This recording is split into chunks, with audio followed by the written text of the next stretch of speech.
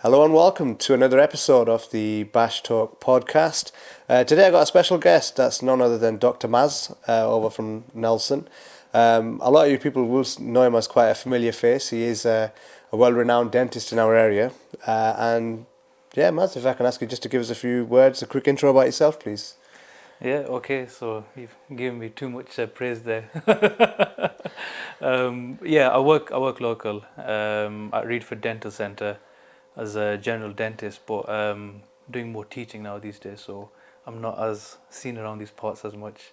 My, So whenever people are whinging about not being able to get a dentist.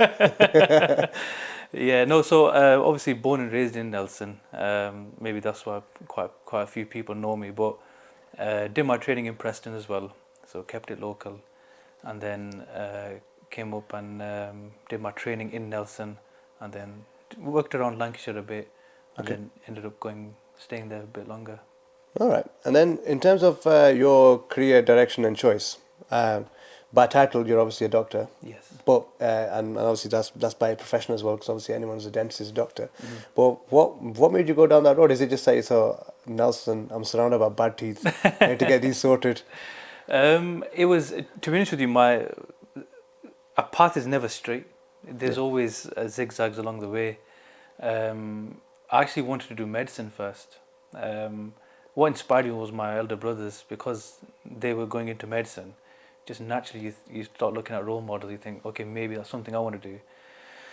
But I didn't get into med school from college. I didn't get the grades or whatever. Qadar Allah. So I ended up doing a degree at Leeds, and it was there when I realised actually dentistry is probably more suited to me.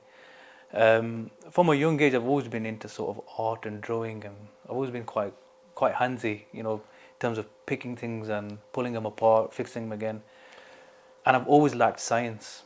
Yeah. I've always found it fascinating, Yeah. irrespective of the influences from my siblings. So I found dentistry to be a good sort of medium where I can marry those two Yeah. and create an output at the same time helping people. So yeah, it kind of picked up from there. Then when I was at uni at Leeds, started looking more into it. Um, at first, you do think, oh, it's the mouth, it's dirty and things like that. But any healthcare is gonna gonna come with its. Yeah. Yeah. So yeah, alhamdulillah, I got into UCLan, which was actually Liverpool at the time, Yeah. and then they split off. So got into UCLan, and then from there, I just stayed local. I thought there's no point going to cities and stuff. Family's here. I got married as well in Nelson, so it all made sense for me to stay local. Yeah, that was my path Oh, in that's in good. a brief nutshell. Yeah. Yeah. So if I had to, you know what, I'm still gonna get straight into it then. In terms of some of the issues that you're seeing from the local community, Hmm. is there like a common thread in terms of the kind of problems that you're seeing? Is there like maybe there's something dietary that, as Asian people, we maybe not doing so well that you might be seeing a lot of patients coming in with a certain problem or anything like that? Yeah, there is like a common wavelength. However, it is dying off slightly. The main thing is just purely just lack of education. And then once being educated, it's just that motivation. Dental health is, I wouldn't say not even in a Nelson thing, this is probably a global matter. Dental health isn't as important than your own health is. And I think it's because dental problems are usually remedied quite quickly. So, for example, you got a toothache, you go to the dentist, he'll put a filling in, he'll take it out, and then it's forgotten about. Yeah, Patient won't think, patient won't remember that toothache he had until it's brought up in conversation. yeah, yeah, But when you've got a health problem, that backache, that cough you've had, you remember it for years. yeah, So there's a greater precedence in regards to your general health, and that's why there's more of an attention there. Whereas dental health, it's one of those. It's almost like an inconvenience to yeah, patients yeah, when they come in. Um, so I think maybe in terms of the attitudes, generally with Nelson or even outside of Nelson, they're just generally quite poor. yeah, I don't think the media's helped. Just how often do you see in the newspaper some dentist bashing going on where, or such and such as robbed this guy, and they always pick out the worst stories. But yeah, yeah, yeah, yeah, yeah, um, but it is unfortunate. However, there's a lot of influences on what patients' perception of dental health is and how important it is. I think there's a problem also that people associate it with pain too much as well, don't they? Yeah. You tend to go to the dentist when you're in pain. But then again, like I said, it's actually slightly changing now. I think, like for example, my generation, when we were younger, it was one of those like you're in pain, you go to the dentist and he sorts it out. But now it's slowly becoming more integral, and I think because the generations, or like my generation, for example, we're having our own kids, we kind of want them to just be perfect in everything, just as parents are. You want to have the best education, the best healthcare, and everything. So when the young parents come in with their kids, I see a lot more folks that are more driven to want to improve their children's health and as well as their own. However, when we go talking about grandparents, basically our parents, they're still on that. Oh, put their hair is okay. When the problem arises, then I'll sort it out. Yeah. So, inshallah, it's a work in progress. One of the benefits of working locally is I know a lot of my patients on a personal level, at the gym or at the masjid or just people I've grown up with, and I can build that rapport instantly.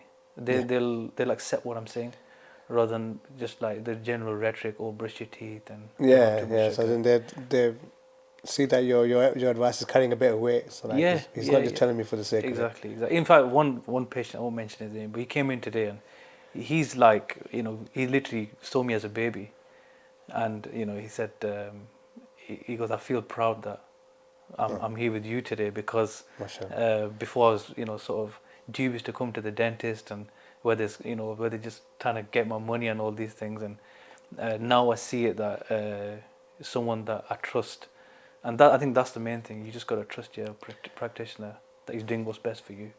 Oh, mashallah. I'm gonna be that guy, and just ask you the horrible question. Like, obviously, you're dealing with a lot of people. They're gonna have a lot of issues. Yeah. And then it must be awkward afterwards. I was thinking, like, someone and they just got like really bad breath or something. Yeah, no, it's. But ultimately, it comes down to professionalism as well. Of course. You identify it and then you give them the advice that they need. And yeah, it's you bump into a lot of patients, and funnily, a lot of the patients will actually ignore me. If I'm out, they'll ignore me. It's because I know them on a personal level, and I get it. I'm not offended by it. But you take a pound of flesh from someone. They're gonna putting them injections in the gums. I remember that face. Yeah, but no, it's okay. It is what it is. Dentistry is quite an intimate area. You're literally in someone's face. Yeah. So you've got to build that level of professionalism, and so they should be sort of confident that if I ever see this person outside, they're not going to talk about my problems, and inshallah, absolutely. something we try to uphold. And then, so you mentioned you are actually at a stage now where you've advanced in your career and you're giving training now. What's that entail? So this is kind of a two-pronged approach. Is you've got dental students who are at university. So I'm doing that on Fridays at UCLan. That's just a clinical supervisor role, but what I'm more hands-on is people who have just finished their degree and they've got to do 1 year of sort of vocational training. Yeah. Basically learning the parameters of NHS treatments and services. So I train them as well for 1 whole year. Think of it like almost like an apprentice. All right. Yeah, similar like that. So that's at UCLan, but then you mentioned like the other day you're in London as well for a bit, so there's a lot of travel now for it? Yeah, so London, that's more of a side hustle. Right. Yeah, so I get invited down to do some lectures sometimes, some study days, some courses, because especially with dentistry, you can de-skill very easily. Because there's so many different types of procedures and techniques involved, it's hard to maintain all of them. Yeah. I think the best example I can give, something we can relate to, is probably grappling. You can learn your basic armbar and these kind of things, but those technical moves and what have you that you might have learned in one session, you may not necessarily pick up again. Yeah. Dentistry is very similar. You can do your basic fillings, your basic extractions, But then again, you'll come across some complex situations where you've got to sort of push the boat out a bit. Yeah. So you have to do these little top-up courses, just little refreshers. Yeah. So because I do my teaching, I do more in prosthodontics.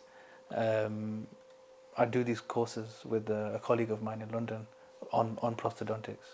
No, that's cool.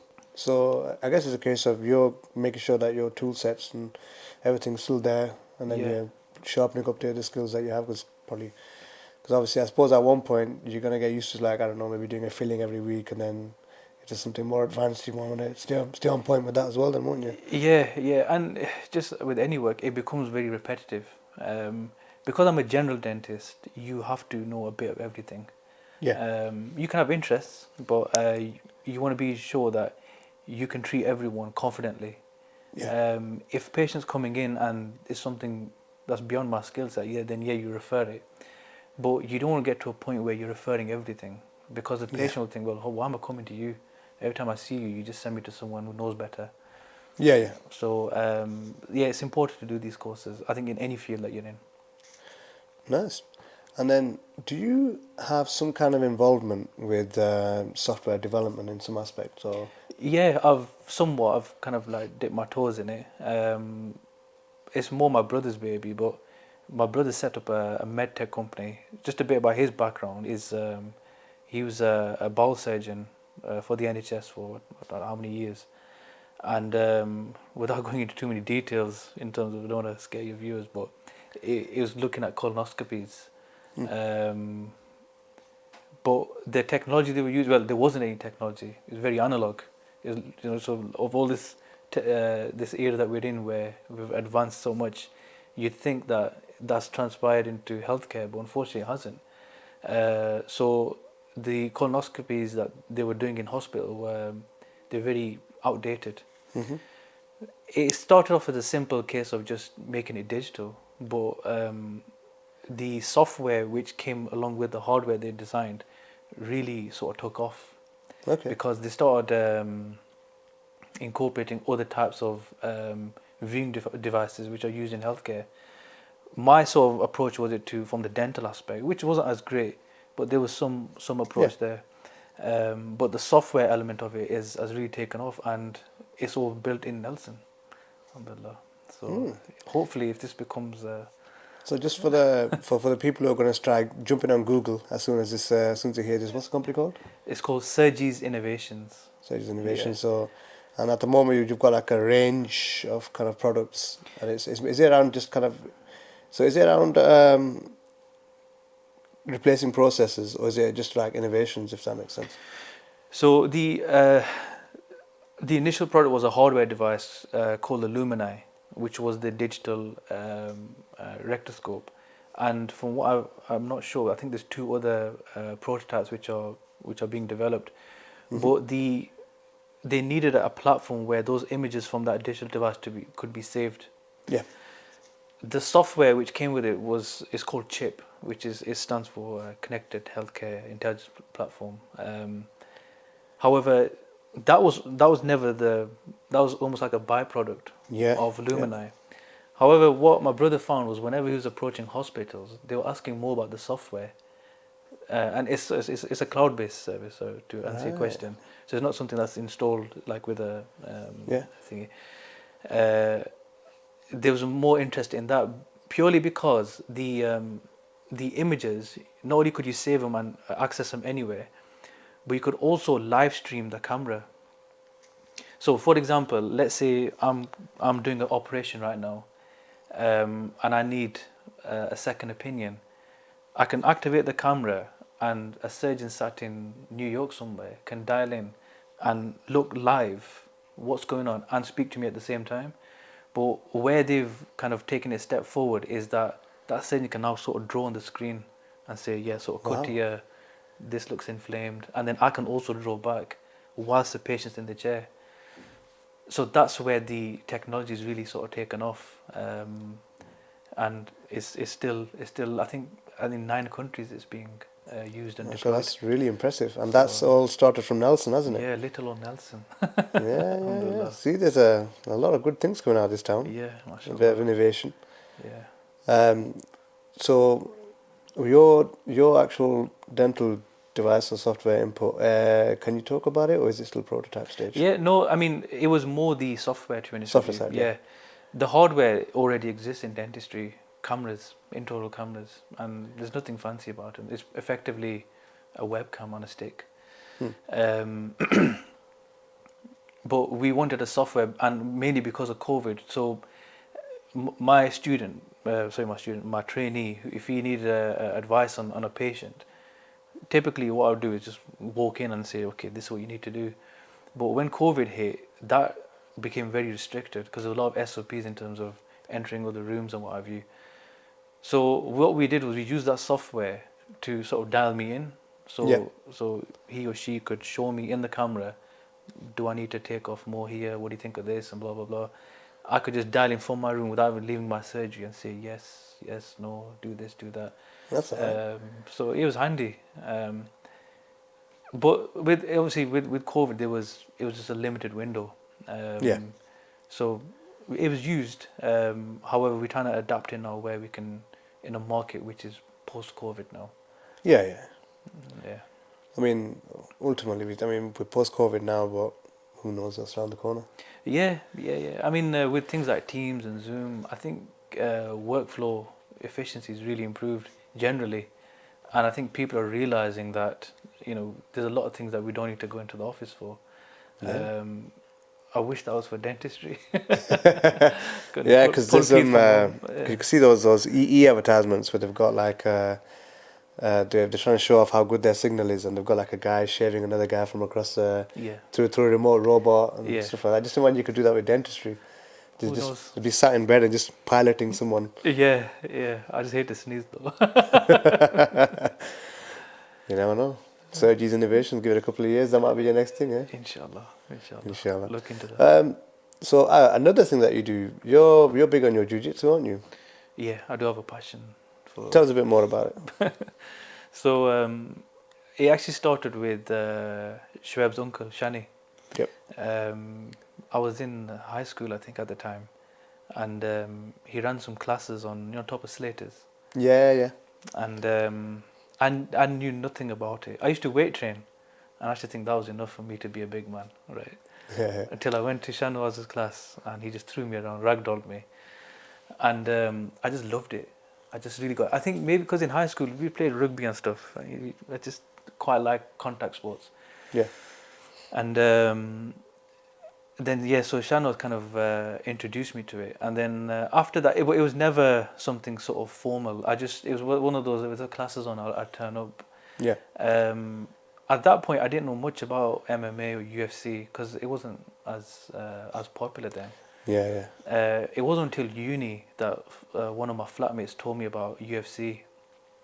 I remember watching it thinking this is crazy, but it was fun to watch. Yeah. And then at the part where they started doing some grappling, I was like, oh, I know that move. Yeah, yeah. Yeah. It's one of those, oh, I know he's doing it, and I found an interest in it. Then at that time, I was coming to and fro from Nelson, and then I think Shani moved his classes to Muscle Factory. Yep. So I started going there once or twice, and that's when I actually met Shoaib. Did a bit of sparring with him, and he was still quite junior. He was I think he was an amateur at that time. Mm-hmm. But I knew this guy's got talent. He was like I said, even as big as I was, he was just throwing me around. And then I thought, okay, this is something I really want to get into now. How is this possible? How is this guy doing this to me? Yeah. Then life just got in the way.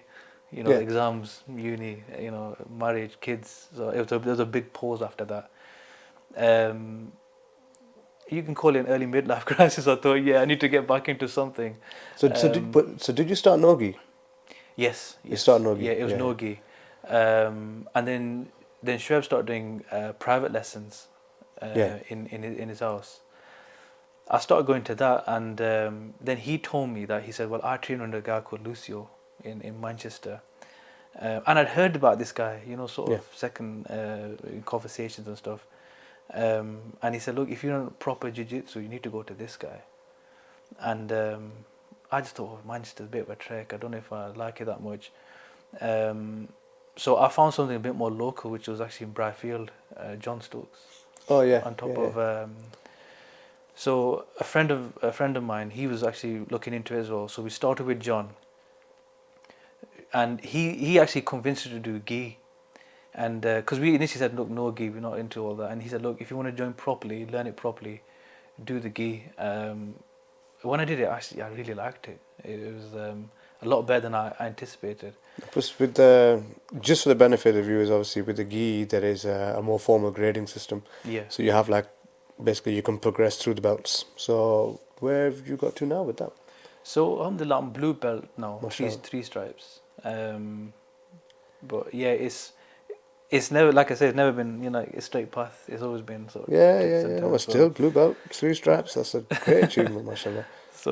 yeah, I did white belt with John. I think I got 2 straps with him, and then my son was born, and I just left it for a while. But then I started again with Shoaib, and then Shoaib go, look, you need to start Lucius, forget local missions, do it properly. So, and at that point, Lucio had just moved his gym to Piccadilly, and I used to follow him as well on Yeah, Instagram. So I thought, okay, why not? Let's just yeah, yeah. just put yourself out in the open, and I went there, and I just loved it. It was just exactly what I was looking for, because first of all, Lucio is just such a fantastic coach.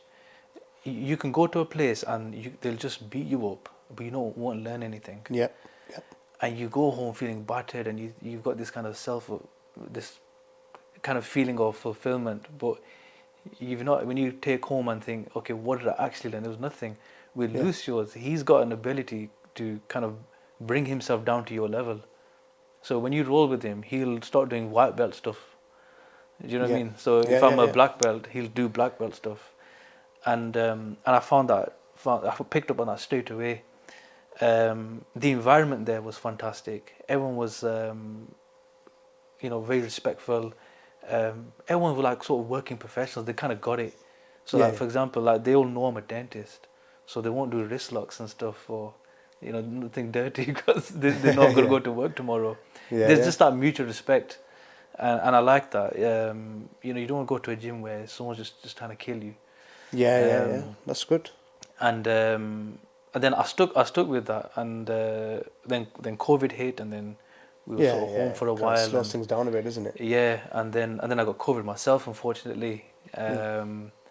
So yeah, it's been a bit of a rocky sort of intercession, but inshallah now I'm looking more. Targeting progression now, aren't you? Yeah, a bit more regular now. Yeah, that's good. So I Because do enjoy it. we've got a bit more space to train locally as well now, haven't we? So, Yeah, yeah, alhamdulillah, that's fantastic. That, and I do think Nelson does need a kind of gi type class. It's it's a lot more technical, mm. way more. It's almost like a chess match. I And think a lot of people say that because I've got zero experience when it comes to jiu-jitsu. I think in my life I've done like 3 lessons, and that's like scattered over a period of like 12, 13 years. yeah, So, or literally all I do is just watch MMA, and then I've got an idea of what the moves are. mm, I don't really implement them. My thing's just wrestling. yeah, But I think I'm gonna have to start soon. yeah. No, definitely, and it's I same. I see some wrestling moves, but like I say, I never implement them, and when I do, I just get battered. So I'm not doing them right. So So yeah, I'd love to. You got to do a little bit at a time. A friend of mine, he wanted to get into it, and he's like, right, I'm gonna do grappling on Monday, boxing on Tuesday, Muay Thai on Wednesday, and I said, look, just yeah, relax. It's not overnight you're gonna become an MMA fighter. Just it's a journey. Do a little bit at a time. Take one step at a time. Improve in something, and then just take it from there. If you're trying to do everything all at once, then yeah, you know what's that 100%. saying?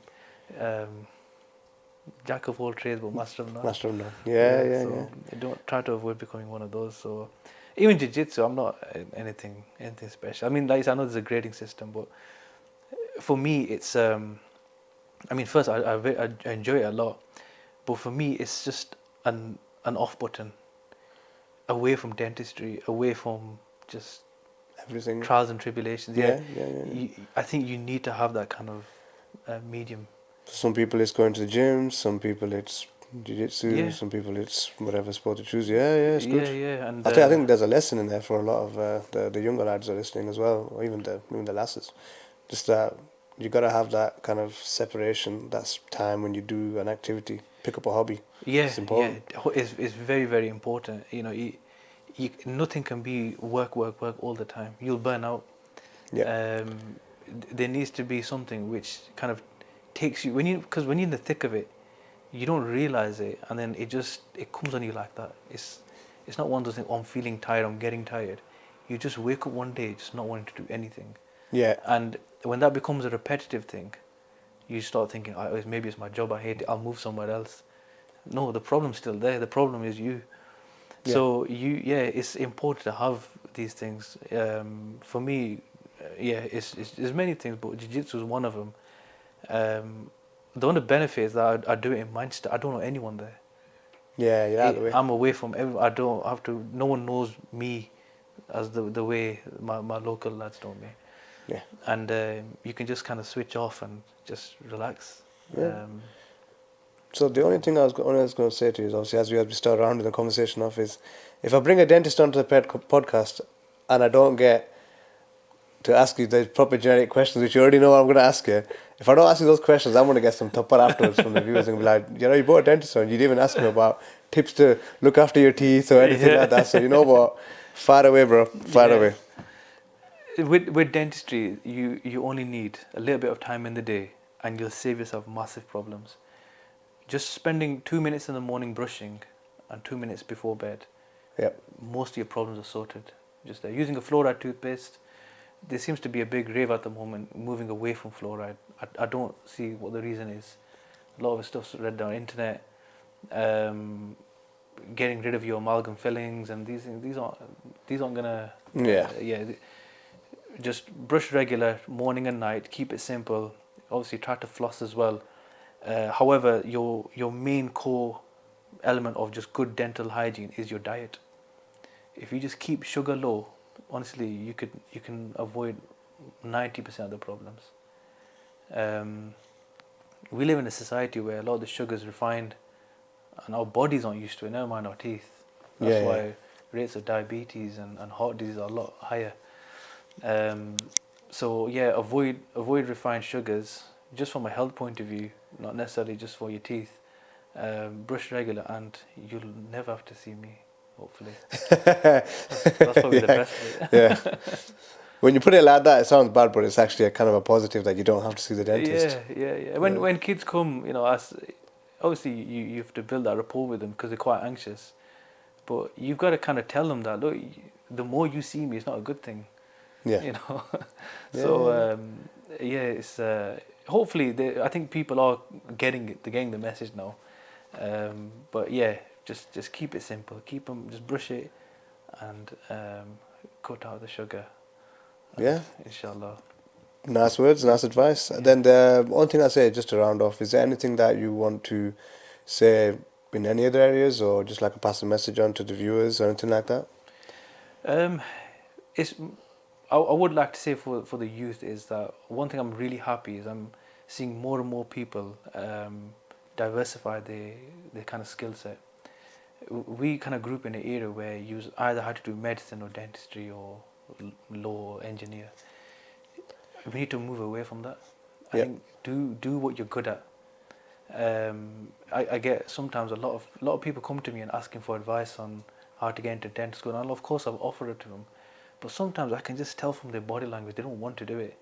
Yeah. And I think we need to move away from that kind of mentality where these are the only careers where you can do well.